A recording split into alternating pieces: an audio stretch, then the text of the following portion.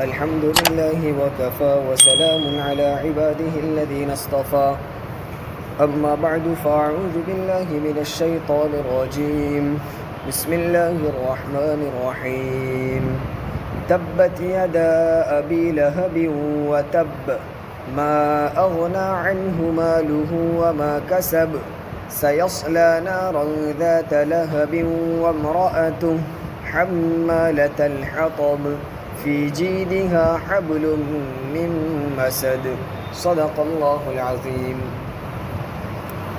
اس سورت کا نام سورہ لہب ہے، چونکہ اس سورت میں ایک لفظ آیا ہے لہب، ابو لہب کا نام بھی آیا ہے اور جہنم کے ایک بھڑکدار شعلے کو بھی لہب سے تعبیر کیا ہے۔ اس مناسبت سے اس سورت کا نام سورہ لہب ہے۔ قرآن مجید کی موجودہ ترتیب کے اعتبار سے یہ سورت 111ویں نمبر پر ہے اور نزول کے اعتبار سے یہ سورت 6 نمبر پر نازل ہوئی۔ ابو لہب نبی کریم صلی اللہ علیہ وسلم کا چچا تھا، لیکن اسلام کا سخت دشمن تھا۔ حضور اکرم صلی اللہ علیہ وسلم سے اس کو بڑی دشمنی تھی۔ اصل میں اس کا نام عبد العزیٰ تھا، ابو لہب اس کی کنیت تھی، نام عبد العزیٰ تھا۔ عبد العزیٰ کا مطلب ہوتا ہے عزیٰ نامی ان کی ایک مورتی تھی جس کی وہ عبادت کرتے تھے، تو عبد العزیٰ کا مطلب عزیٰ کا غلام، عزیٰ کا بندہ۔ جیسے ہم نام رکھتے ہیں عبداللہ، اللہ کا بندہ، عبد الرحمن، رحمان کا بندہ، تو اس نے اپنی مورتی کے نام سے نام رکھا تھا عبد العزیٰ، چونکہ اس کا نام بھی شرک لیے ہوئے تھا، کفر لیے ہوئے تھا، چونکہ عبد غلام اور بندہ صرف اللہ کا ہوا کہتا ہے، کسی مورتی کا اور کسی بت کا نہیں ہو سکتا۔ اس کا نام بھی شرکیہ تھا، اس لیے قرآن نے اس کا نام نہیں لیا، البتہ اس کا لقب ذکر کیا ہے ابو لہب۔ لہب کا معنی ہوتا ہے سرخ، لال، چونکہ اس کا چہرہ بھی سرخی لیے ہوا تھا، اس کے چہرے میں لالاش تھی، اس مناسبت سے اہل عرب اس کو ابو لہب کہتے تھے۔ الغرض یہ صورت نازل ہونے کا سبب کیا ہوا کہ حضور نبی کریم صلی اللہ علیہ وسلم کو جب 40 سال کی عمر میں نبوت ملی، نبوت ملنے کے بعد آپ نے ابتداءً اپنے بہت قریب اور بعض پہچان کے لوگوں کو اسلام کی دعوت دی تھی۔ اس زمانے میں علل اعلان اور کھلم کھلا اسلام کی دعوت کی اجازت نہیں تھی۔ 3 سال تک حضور اکرم صلی اللہ علیہ وسلم خفیہ طور پر چھپ کر اسلام کی دعوت دیتے رہے۔ 3 سال کے بعد اللہ تعالیٰ کا حکم آیا وَأَنذِرْ عَشِيرَتَكَ الْأَقْرَبِينَ، اپنے قریبی رشتہ داروں کو تم ڈراؤ، یعنی الرٹ کرو، آئندہ آخرت کی زندگی کے متعلق ان کو خوف دلاؤ کہ تمہارا یہ کفر اور شرک تم کو آخرت میں برباد کر دے گا۔ چنانچہ یہ حکم آنے کے بعد نبی کریم صلی اللہ علیہ وسلم کوہ صفا پر یعنی صفا پہاڑی پر چڑھے اور وہاں جا کر آپ نے اعلان کیا، اے بنی عبد مناف، اے بنی عبد المطلب۔ اس طرح کا اعلان اس زمانے میں کسی خطرے کی گھنٹی سمجھا جاتا تھا۔ جب کسی بات کا خطرہ ہوتا، کوئی دشمن حملہ کرنے والا ہوتا یا مکہ پر کسی کی طرف سے دشمن کی طرف سے کوئی تکلیف آنے کا اندیشہ ہوتا، تو جس کو پتہ چلتا وہ صفا پہاڑی پر چڑھ کر لوگوں کو اعلان کرتا تھا، سب لوگ جمع ہو جاتے تو پھر اس لوگوں کو آگاہ کر دیتا۔ حضور اکرم صلی اللہ علیہ وسلم نے بھی اعلان کیا تو لوگ سمجھے کہ کوئی اہم اور خاص بات ہے، لہٰذا تمام لوگ جنہوں نے یہ اعلان سنا سب لوگ صفا پہاڑی کے پاس کھڑے ہو گئے۔ حضور اکرم صلی اللہ علیہ وسلم مکہ ہی میں پیدا ہوئے، آپ کے سامنے اس وقت آپ کے خاندان ہی کے لوگ تھے، آپ کی 40 سال کی زندگی ان سب کے سامنے تھی اور سب لوگ جانتے تھے اس شخص نے اپنی زبان سے کبھی جھوٹ نہیں بولا، کبھی اس نے امانت میں خیانت نہیں کی، کبھی کسی کو دھوکہ نہیں دیا، کبھی کسی کے ساتھ برا برتاؤ نہیں کیا۔ اسی وجہ سے ایسے جاہلیت کے دور میں بھی جس زمانے میں سگا بھائی اپنے بھائی پر بھروسہ نہیں کرتا تھا، اس زمانے میں لوگ حضور کو امانت دار اور سچا کہا کرتے تھے، اور ایسے ماحول میں بھی لوگ اپنی امانت حضور اکرم صلی اللہ علیہ وسلم کے پاس رکھا کرتے، حالانکہ سگی اولاد پر بھی لوگوں کو بھروسہ نہیں ہوتا تھا۔ تو لوگوں کے دلوں میں آپ کی سچائی کا ایک سکہ بٹھا ہوا تھا، پھر بھی حضور اکرم صلی اللہ علیہ وسلم نے لوگوں سے اپنی سچائی کا اعتراف کرانے کے لیے پہلے پوچھا کہ اگر میں یوں کہوں کہ عن قریب ایک لشکر دشمن تم پر حملہ کرنے والا ہے، اچانک تم پر آ جائے گا، اگر میں ایسی بات کہوں تو تم میری بات مان لو گے؟ سب نے یک زبان ہو کر کہا کہ یقیناً ہم اگر تم کہتے ہو تو مان لیں گے، دوسرا کوئی کہے تو ہمیں تردد ہوگا، لیکن تمہاری زبان سے تو ہم نے کبھی جھوٹ نہیں سنا، اور کبھی تم ہم کو خامخواہ جھوٹ کہہ کر دھوکہ دے کر ڈرانا چاہو، ایسا ہو سکتا نہیں ہے، لہذا اگر تم کہتے ہو تو واقعتاً سچی بات ہے۔ حضور اکرم صلی اللہ علیہ وسلم نے کہا کہ تمہارا یہ کفر اور تمہارا یہ شرک آخرت میں تمہیں ہلاک کرے گا، لہذا اس دشمن سے نہیں بلکہ میں تم کو ایک سخت عذاب سے ڈراتا ہوں۔ آخرت کے عذاب سے حضور اکرم صلی اللہ علیہ وسلم نے اپنی قوم کو ڈرایا۔ بس یہ پہلا مرحلہ تھا، یہ پہلی علی الاعلان دعوت تھی، اسی وقت دوست دشمن بن گئے۔ اس وقت آپ کا سگا چچا ابو لہب بھی وہاں موجود تھا، اور اس نے کہا تبا لک یا محمد الہذا جمعتنا، نعوذ باللہ، اس نے کہا کہ محمد تیری ہلاکت ہو، تو نے ہم کو اس لیے جمع کیا تھا، اور یہ کہہ کر اس نے پتھر اٹھا کر حضور اکرم صلی اللہ علیہ وسلم کو مارا۔ اس کے یہ الفاظ تھے تبا لک یا محمد، انہی الفاظ جن الفاظ میں اس نے حضور اکرم صلی اللہ علیہ وسلم کو بددعا کی تھی، اللہ تبارک و تعالیٰ نے اسی کے الفاظ میں اس پر بددعا فرمائی تبت یدا ابی لہب، اور اللہ تعالیٰ نے ایسی بددعا قرآن میں نازل کر دی کہ قیامت تک یہ بددعا پڑھی جاتی رہے گی۔ دیکھیے قرآن نازل ہوا اس کو 1400 سال سے زیادہ عرصہ ہو گیا، اور یہ نزول کے اعتبار سے 6 نمبر کی صورت ہے، یعنی ابتدا میں نازل ہوئی ہے۔ اس زمانے تک سے آج تک یہ صورت پڑھی جا رہی ہے، اور قیامت تک پڑھی جاتی رہے گی۔ جب تک یہ صورت پڑھی جاتی رہے گی ابو لہب پر بددعا ہوتی رہے گی، چونکہ جس وقت اس نے یہ بددعا کی تھی بعض صحابہ نے بھی چاہا کہ اسی کے الفاظ میں اس کو بددعا دی جائے، اللہ تعالیٰ نے قرآن ہی میں یہ بددعا نازل کر دی۔ کیا فرمایا؟ تبت یدا ابی لہب، ہلاک ہو ابو لہب کے دونوں ہاتھ۔ ید کا معنی ہوتا ہے ہاتھ، ابو لہب کے دونوں ہاتھ سے مراد پورا ابو لہب مراد ہے، کیونکہ ہمارے معاشرے میں بھی بولتے ہیں کسی معاملے میں ایک آدمی نے حصہ لیا ہو تو ہم کہتے اس میں اس کا بھی ہاتھ ہے، تو ہاتھ ہونے کا مطلب یہ نہیں ہوتا کہ اس معاملے میں اس نے صرف ہاتھ استعمال کیا ہے ورنہ دل دماغ آنکھ کان کا کہیں استعمال ہی نہیں ہوا، یہ مراد نہیں ہوتا، بلکہ مراد یہ ہوتا ہے کہ اس کا بھی حصہ ہے۔ تو بس اسی طرح یہاں بھی مراد ہے کہ ابو لہب کی ہلاکت ہو، یہ ایک بددعائیہ کلمہ تھا۔ پھر کہا وَتَبَّ، اور ابو لہب ہلاک ہو گیا۔ پہلے جملے میں بددعا کہی ابو لہب کی ہلاکت ہو، پھر اللہ تعالیٰ نے کہا ہلاک ہو گیا، گویا کہ قسم کی خبر دی کہ سمجھ لو وہ ہلاک ہو ہی گیا، پکی بات ہے۔ اللہ تعالیٰ نے اس پر یہ بددعا نازل فرمائی کہ ابو لہب کی ہلاکت ہو، اور وہ ہلاک ہو گیا، اور دنیا کے اعتبار سے اس کی ہلاکت ہوئی، آخرت میں بھی اس کی ہوگی۔ دنیا کے اعتبار سے ہلاکت لوگوں نے دیکھ لیا کہ بدر کی جنگ کے بعد چند دنوں کے بعد اس کو طاعون کی گلٹی پڑی، یعنی گانٹھ نکلی، ایک بیماری طاعون ہے، وہ بیماری اس کو لگ گئی، اور اس بیماری کی وجہ سے اس کے گھر والوں نے بھی اس کو اپنے گھر سے الگ تھلگ کر دیا کہ اس کی بیماری کسی اور کو نہ لگے، چنانچہ اس کو گھر سے نکال کر الگ ڈال دیا گیا۔ اسی بیماری میں وہ مر گیا، مرنے کے بعد بھی کسی نے اس کی خبر نہیں لی، 3 دن تک اس کی لاش پڑی رہی۔ 3 دن کے بعد جب لاش پھولنے اور پھٹنے لگی تو مزدوروں کے ذریعے سے ایک گڑھا کھودا گیا، اور لکڑی کے ذریعے سے دھکیل کر اس کو گڑھے میں پھینک دیا اور اوپر پتھر ڈال دیے۔ یہ دنیا کے اندر ہی لوگوں نے اپنی آنکھوں سے اس کی ہلاکت کو دیکھ لیا، آگے اس کی آخرت کے عذاب کا ذکر ابھی آ رہا ہے۔ تو دنیا کے اعتبار سے ایک ہلاکت یہ ہوئی۔ پھر فرمایا ما اغنى عنہ مالہ وما کسب، اور اس کو اس کا مال اور اس کا نفع کچھ کام نہیں آیا۔ مالہ سے مراد اس کا مال یعنی اس کی اصل کمائی، اصل موڑی جس کو ہم موڑی بولتے ہیں، اصل جو سرمایہ تھا وہ بھی اس کو کام نہیں آیا۔ وما کسب، اور جو کچھ سرمایہ لگا کر اس نے نفع کمایا وہ بھی اس کو کچھ کام نہیں آیا۔ ابو لہب بڑا مالدار آدمی تھا اور صاحب اولاد بھی تھا، اس کے پاس مال بھی تھا اور اس کی اولاد بھی کثرت سے تھی۔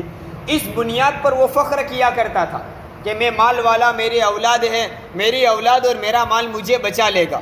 اللہ تعالیٰ نے کہا نہ اس کو اس کی موڑی سرمایہ کام آیا، نہ اس کو اس کا نفع کام آیا۔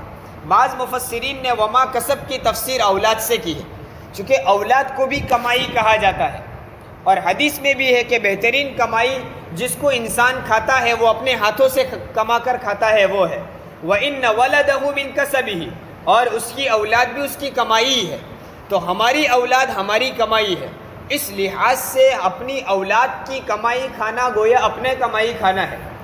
اس لیے موما کسب سے بعض مفسرین نے تفسیر کی ہے کہ میں اس کی اولاد بھی اس کو کام نہیں آئی، اور اس کی وجہ بھی لکھی ہے کہ نبی کریم صلی اللہ علیہ وسلم آخرت کے عذاب سے ڈراتے تھے۔ ابو لہب کا ایک کام یہ تھا کہ جہاں جہاں حضور اکرم صلی اللہ علیہ وسلم اسلام کی دعوت دینے کے لیے جاتے، یہ پیچھے پیچھے جاتا تھا اور لوگوں کو کہتا تھا اس کی بات مت سننا، یہ مجنون ہے، پاگل ہے، اس طرح کی باتیں کرتا ہے وغیرہ وغیرہ، اور خود کے بارے میں یہ کہتا تھا کہ جس عذاب سے تم ہم کو ڈرا رہے ہو مجھے وہ لگنے والا نہیں، میں بڑا مالدار اور اولاد والا ہوں، میری اولاد اور میرا مال مجھے بچا لے گا۔ یعنی اگر تم اپنی بات میں سچے اور واقعتاً عذاب آ بھی گیا، وہ ویسے مانتا نہیں تھا لیکن کہتا اگر آ بھی گیا تو مجھے میری اولاد اور میرے مال مجھے بچا لے گا۔ یعنی اس کو اپنی دولت کا غرور تھا، اپنی اولاد کا غرور تھا۔ اللہ تعالیٰ نے کہا نہ اس کو اس کا مال کام آیا نہ اس کی اولاد کام آئی، اور دنیا کی آنکھوں نے دیکھ لیا کہ وہ ایسا ہلاک ہوا اور ایسی بری موت آئی کہ گھر والوں نے ہاتھ لگانا بھی اس کو پسند نہیں کیا۔ اس کی اولاد تھی پھر بھی اس کی اولاد نے اس کی لاش کی طرف بھی کوئی توجہ نہیں دی۔ ما اغنى عنہ مالہ وما کسب۔ آگے آخرت کے اعتبار سے اس کی کیا سزا ہوگی؟ کہا سیصلی نارا ذات لہب، اور وہ بھڑکدار شعلے والی آگ میں ڈالا جائے گا، بھڑکدار آگ میں وہ گرے گا۔ لہب کہتے ہیں شعلے دار، شعلہ زن آگ جو بالکل سرخ اور لال ہو گئی ہو۔ ابو لہب کو بھی لہب کہتے تھے چونکہ اس کا چہرے پر سرخی تھی، اور لہب شعلے دار بھڑکدار انگارے کو بھی کہتے ہیں، بھڑکدار انگارے والی آگ میں اس کو ڈالا جائے گا۔ وَامْرَأَتُهُ، اور اس کی بیوی کو بھی۔ ابو لہب جس طرح نبی کریم صلی اللہ علیہ وسلم کا دشمن تھا، اسی طرح اس کی بیوی بھی آپ صلی اللہ علیہ وسلم کی دشمنی میں اپنے شوہر کا ساتھ دیا کرتی تھی، اور وہ بھی حضور اکرم صلی اللہ علیہ وسلم کی مسلمانوں کی سخت دشمن تھی۔ اس لیے قرآن نے کہا کہ بھڑکدار آگ میں وہ بھی ڈالا جائے گا، ابو لہب بھی، وَامْرَأَتُهُ، اور اس کی بیوی بھی ڈالی جائے گی۔ پھر آگے اس کی بیوی کا حال بیان کیا ہے، حمالۃ الحطب، کہ وہ جلانے کی لکڑیاں اٹھانے والی تھی۔ کیا مطلب ہے؟ اس جملے کے مفسرین نے متعدد معنی بیان کیے۔ حمالۃ الحطب، ایک معنی یہ بیان کیا ہے کہ ابو لہب کی بیوی کی عادت تھی کہ وہ جنگل سے لکڑیاں جمع کرتی تھی، کانٹے دار لکڑیاں لاتی اور حضور اکرم صلی اللہ علیہ وسلم کے راستے میں وہ لکڑیاں بچھا دیتی تاکہ آپ کو چلنے میں اس سے تکلیف ہو۔ اس کا حال یہ بیان کیا کہ اس بیوی کو بھی جہنم کے عذاب ہوگا جو جلانے کی لکڑیاں اٹھانے والی ہے۔ ایک تفسیر یہ کی ہے۔ بعض مفسرین نے فرمایا کہ یہ آخرت کے اعتبار سے کہا ہے کہ آخرت میں ابو لہب کو جہنم کا عذاب ہوگا اور اس کی بیوی کو یہ کام پہ لگا دیا جائے گا کہ وہ لکڑیاں اٹھا کر اس کی آگ میں ڈالے گی تاکہ جہنم کی آگ اور زیادہ بھڑک اٹھے۔ اور جس طرح وہ دنیا میں مسلمانوں کی اور اللہ کے رسول صلی اللہ علیہ وسلم کی دشمنی میں ابو لہب کا ساتھ دے کر ابو لہب کے کفر و شرک کا اضافے کا ذریعہ بنتی تھی، آخرت میں اسی اپنے شوہر ابو لہب کے عذاب کے اضافے کا ذریعہ بنے گی۔ جس طرح دنیا میں اس نے ابو لہب کے دل میں کفر و شرک کی آگ کو اور زیادہ بھڑکایا، آخرت میں اسی کفر و شرک کی آگ جو عذاب کی شکل میں ہوگی اس عذاب کی آگ کو وہ بھڑکائے گی۔ ایک دوسرا مطلب یہ بیان کیا، اور تیسرا مطلب مفسرین نے یہ ذکر کیا ہے حمالۃ الحطب کا کہ وہ جلانے کی لکڑیاں اٹھانے والی تھی۔ اس سے مراد یہ ہے کہ وہ چغلی کرنے والی تھی، چونکہ چغلی کرنے والا کیا کرتا ہے؟ چغلی کا مطلب لگائی بجھائی کرنا، ایک کی بات دوسرے کو پہنچائی، دوسرے کی بات پہلے کو پہنچائی، ایک کے پاس آ کر اس کی برائی کرتا ہے کہ وہ تیرے بارے میں یوں کہتا تھا، تیرے بارے میں تیرے خلاف یہ پلاننگ کرتا ہے وغیرہ ہو، جھوٹی باتیں اس کو سنا کر دوسرے کے مخالف ابھارنا، پھر دوسرے کے پاس جا کر پہلے کی برائی کرنا کہ میں تو تیرا خیر کا ہوں، دیکھو فلاں آدمی تیرے خلاف یہ باتیں کر رہا تھا، تیرے خلاف یہ پلاننگ کر رہا تھا وغیرہ وغیرہ، یوں دونوں کے پاس جا جا کر ایک دوسرے کے خلاف باتیں کر کے دونوں میں جھگڑا پیدا کروانا، لڑائی کی آگ پیدا کرنا، اس کو کہتے چغلی کرنا۔ ابو لہب کی بیوی کی بھی عادت تھی، اور اہل عرب میں جس کو چغلی کی عادت ہوتی اس کو حمال الحطب کہتے تھے، جلانے کی لکڑیاں اٹھانے والا، کیونکہ یہ بھی معاشرے میں آگ لگا دیتے ہیں، تو عرب کی زبان میں حمال الحطب چغلی کرنے والے کو کہتے تھے۔ ابو لہب کی بیوی بھی مسلمانوں کے درمیان لڑائی جھگڑا پیدا کرنے کے لیے چغلی کیا کرتی تھی، ایک دوسروں کے درمیان لڑائیاں پیدا کرواتی تھی، اس وجہ سے قرآن نے کہا حمالۃ الحطب کہ یہ چغل خور تھی، چغلی کی آگ بھڑکانے والی تھی ابو لہب کی بیوی۔ اور چغلی کی حدیث پاک میں بھی سخت وعید آئی ہے۔ ایک حدیث میں نبی کریم صلی اللہ علیہ وسلم نے فرمایا کہ چغل خور جنت میں نہیں جائے گا۔ احادیث حضور اکرم صلی اللہ علیہ وسلم کی زبان سے نکلا ہوا کلام ہے، یہ معمولی کلام نہیں ہے، بالکل سچا اور پکا ہے، اور جو وعیدیں ذکر کی ہیں ان میں غور کرنا چاہیے، معمولی سرسری زبان سے بول کر سرسری کانوں سے سن کر گزارنا نہیں چاہیے۔ جنت کا نہ ملنا بھی بہت بڑی سزا ہے۔ ہم سن لیتے چغل خور کو جنت نہیں ملے گی، یعنی جنت سے محروم ہوگا، ارے جنت کا نہ ملنا سخت ترین سزا ہے، سب سے بڑی محرومی ہے، جب سب سے بڑی راحت کی جگہ جنت ہے۔ دنیا میں راحت نہیں ہے، راحت بھی ہے پریشانی بھی ہے، جہنم میں پریشانی ہی پریشانی ہے، جنت وہ جگہ ہے جہاں راحت ہی راحت ہے۔ یہ تین طرح کے عالم اللہ تعالیٰ نے بنائے ہیں، تو جنت سے محروم ہو جانا یہ سخت محرومی کی چیز ہے۔ تو اللہ کے رسول صلی اللہ علیہ وسلم فرماتے ہیں کہ چغل خور کو یعنی چغلی کرنے والے کو جنت نصیب نہیں ہوگی۔ فضیل بن عیاض رحمۃ اللہ علیہ فرماتے ہیں کہ 3 گناہ ایسے ہیں جو انسان کے تمام نیک اعمال کو برباد کر کے رکھ دیتے ہیں، اعمال صالحہ کو ختم کر کے رکھ دیتے ہیں، اور وہ 3 گناہ کون سے ہیں؟ غیبت، چغلی اور جھوٹ۔ اور غور کرنے کی چیز ہے، یہ تینوں گناہ زبان کے گناہ ہیں، چغلی بھی زبان سے ہوتی ہے، غیبت بھی زبان سے ہوتی ہے، اور جھوٹ بھی زبان سے ہوتا ہے۔ یہ تینوں گناہ ایسے ہیں جو انسان کے نیک اعمال کو برباد کر دیتے ہیں، یعنی روزے دار کا روزہ خراب کر کے رکھ دیتے ہیں، وضو کرنے والے کا وضو خراب کر دیتے ہیں، اگرچہ اس سے روزہ ٹوٹتا نہیں ہے لیکن روزے کی ساری برکات، ساری نورانیت اور ثواب ضائع ہو جاتا ہے، بس ایک فریضہ ادا ہو جائے گا، روزہ چھوڑنے کا گناہ نہیں ہوگا، باقی جتنے برکات اور فوائد تھے وہ سارے ختم ہو جاتے ہیں ایسے گناہ سے۔ تو ان گناہوں سے اپنے آپ کو بچانا چاہیے۔ جو ابو لہب کی بیوی کی جو عادت تھی، قرآن کریم نے اس کی ایک یہ صفت کو بیان کیا ہے کہ یہ چغل خور تھی۔ ایک حدیث حضرت امام شعبی رحمۃ اللہ علیہ کے سامنے کسی نے یہ حدیث بیان کی، غالباً عطا بن صائب رحمۃ اللہ علیہ نے، کہ اللہ کے رسول صلی اللہ علیہ وسلم نے فرمایا لا يدخل الجنت سافک دم، جنت میں داخل نہیں ہوگا ناحق خون کرنے والا، بلا وجہ کسی کا خون کر دینے والا ایک آدمی۔ نمبر 2 چغلی کرنے والا، اور تیسرا ایک گناہ ذکر کیا ولا تاجر یربا، سود پر تجارت کرنے والا، ایسی تجارت کرنے والا جس میں وہ سود شامل کرتا ہے۔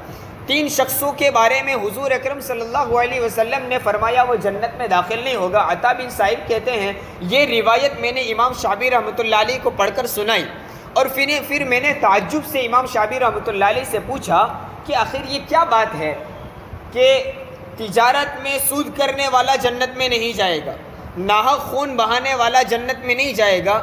ان 2 بڑے بڑے گناہوں کے ساتھ اللہ کے رسول صلی اللہ علیہ وسلم نے چغل خور کو بھی داخل کر دیا کہ چغلی کرنے والا بھی جنت میں نہیں جائے گا، اور ایسے عظیم بڑے گناہ والے 2 بڑے گناہ والوں کے ساتھ اس کو داخل کیا۔ آخر چغلی کرنے والے کو اتنے بڑے گناہ گاروں کے ساتھ کیوں شمار کیا؟ امام شعبی رحمۃ اللہ علیہ نے فرمایا ہاں یہی چغلی تو ہے جو ناحق خون بہانے کا ذریعہ بنتی ہے۔ خون بہانے والے کے ساتھ اللہ کے رسول صلی اللہ علیہ وسلم نے چغل خور کو داخل کیا کہ جس طرح ناحق خون کرنے والا جنت میں نہیں جائے گا اس طرح چغل خور بھی نہیں جائے گا، چونکہ چغلی ہی تو سبب ہے، آپس میں لڑائیاں ہوگی، دشمناوٹیں بڑھے گی اور پھر ایک دوسرے کا ناحق خون بھی ہو جاتا ہے۔ اور یہی چغلی ہے جو معاشرے میں خرابیاں پیدا کرتی ہے۔ جس طرح سود سے کسی مظلوم کسی غریب پر ظلم ہوتا ہے، اس طرح چغلی سے بھی تو لوگوں کو تکلیف دی جاتی ہے۔ اس وجہ سے اللہ کے رسول صلی اللہ علیہ وسلم نے چغل خور کو ناحق خون کرنے والا اور سود پر تجارت کرنے والے کے ساتھ شامل کیا۔ الغرض، یہ چغلی بڑا گناہ ہے۔ قرآن کریم نے کہا وَامْرَأَتُهُ حَمَّالَةَ الْحَطَبِ، ابو لہب کی بیوی بھی جہنم میں جائے گی جو چغل خور تھی، ایک تفسیر کے مطابق۔ پھر فرمایا فِي جِيدِهَا حَبْلٌ مِّن مَّسَدٍ، اور اس کے گلے میں توق ہوگا۔ حبل کا معنی ہوتا ہے رسی، مِن مَّسَد، ایسی رسی جس کے ایک دوسرے تار کو ایک ساتھ شامل کیا گیا ہو، ملایا گیا ہو، جس کو بٹنا بولتے ہیں۔ رسی کو بٹا گیا ہو یعنی اس کو مضبوط بنایا گیا ہو، جیسے ہمارے یہاں رسیاں دوریاں بنائی جاتی ہے، اس کی مضبوطی کے لیے معمولی ہلکے تار ہوتے، اس کو ملا کر ایک دوسرے میں پرو دیا جاتا ہے، ملا دیا جاتا ہے، جس کی وجہ سے اس کی مضبوطی بن جاتی ہے۔ تو جہنم میں آخرت میں اس کے گلے میں ایسے مضبوط تاروں کے رسے کا توق پڑا ہوا ہوگا۔ ابو لہب کی بیوی کے بارے میں کہا۔ الغرض، یہ نبی کریم صلی اللہ علیہ وسلم کی دشمنی، اسلام کی دشمنی کی بنیاد پر ان کو یہ سخت سزائیں دنیا میں بھی دی گئی، آخرت میں بھی دی گئی۔ ان آیات کو سن کر ہمارے دلوں میں اللہ کے رسول صلی اللہ علیہ وسلم کی عظمت اور محبت بڑھنی چاہیے۔ اسی طرح ہمارے اندر ایک ہمت اور جرأت پیدا ہونی چاہیے کہ جو لوگ اسلام کی دشمنی میں پڑے ہوئے ہیں، اللہ ان سے بدلہ لینے والا ہے۔ ہمیں خوف زدہ ہونے کی ضرورت نہیں، ڈرنے کی ضرورت نہیں۔ اللہ کا احسان ہے، اللہ نے ہمیں ایسا پاکیزہ مذہب دیا۔ اگر اس مذہب کے خاطر ہمیں کچھ تکلیف دنیا میں چند دنوں کی اٹھانی پڑے تو کیا حرج ہے، ورنہ فائدہ تو اس میں ہمارا ہی ہے، یہ تو فائدے کی چیز ہے۔ تو ہم اسلام پر مضبوطی کے ساتھ جمے رہیں، کچھ بھی ہو جائے ہم ہرگز کفر و شرک پر کمپرومائز نہیں کر سکتے۔ کوئی مداخلت اسلام میں مداخلت کی اجازت نہیں ہوگی۔ ہم مضبوطی کے ساتھ مذہب اسلام پر جمے رہیں گے، چاہے ہمیں اپنی جان دینی پڑے۔ تو اپنے ایمان کی مضبوطی، ایمان کی حفاظت کی فکر اور ان آیات کو سن کر نبی کریم صلی اللہ علیہ وسلم کی عظمت ہمارے دلوں میں بڑھنی چاہیے۔ اللہ تعالیٰ قرآن کی صحیح سمجھ ہمیں عطا فرمائے۔